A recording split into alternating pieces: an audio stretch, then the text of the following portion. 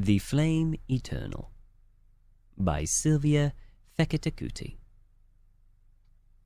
30 years ago, in 922 Dragon. Well, you tore me away from an experiment for this, Valkyrie?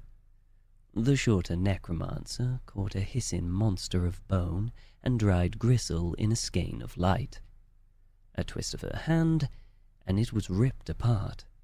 What does this wretched thing want? Emmerich Volkaren adjusted his collar pin. Just a moment, Joanna. Fine. Joanna Henzungos scowled at the skull cradled in Emmerich's hand. Anything to stop that howling. The skull had started screaming, ceaselessly screaming, inside its niche in the cobalt ossuary of the Grand Necropolis. An attendant had noted it, informed the Morn Watch, and a pair of necromancers had been dispatched. They came to a junction. Emmerich placed the shrilling skull on a plinth. What insights on the dead it could. You already told me about your paper. Come now, Emmerich turned. What sort of passion drives one's spirit above the rest? What tangle of thoughts and heart returned this soul?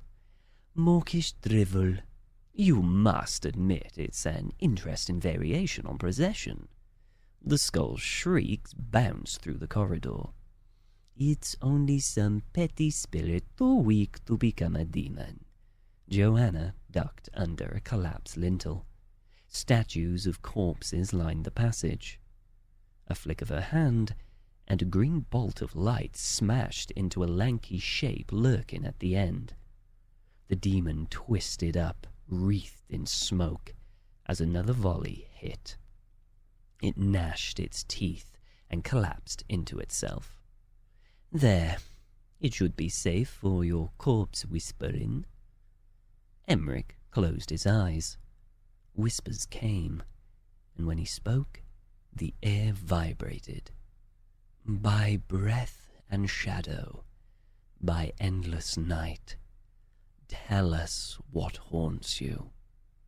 The skull's sockets flared green, divided, cold, two graves where there should be one. Twaddle, Joanna. Emmerich cleared his throat and turned back to the skull. Tell me, what will grant you rest?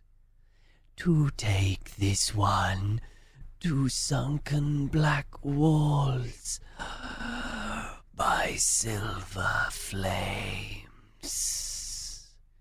The skull's glow flickered, faded.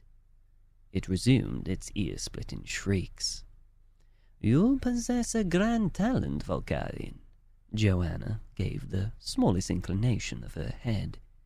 And you've honed your command of the sub-astral manifestations. Emmerich beamed. Why, thank you. But what does this wailing nuisance want down in the crescent vein? Emmerich leaned over a coffin ringed by bowls of silver fire. He placed the skull next to the body of an old woman, humbly dressed, but crowned with white roses. The screaming stopped. Mathilde, your wife left gently in her sleep last midnight. Emmerich smiled. The records confirm she also wished to be interred together. You'll not be parted again. There was a sigh. Did the old woman's mouth quirk, or was that the dancing flames? Joanna snorted. Or that fury ending in another grave. Oh, I don't know.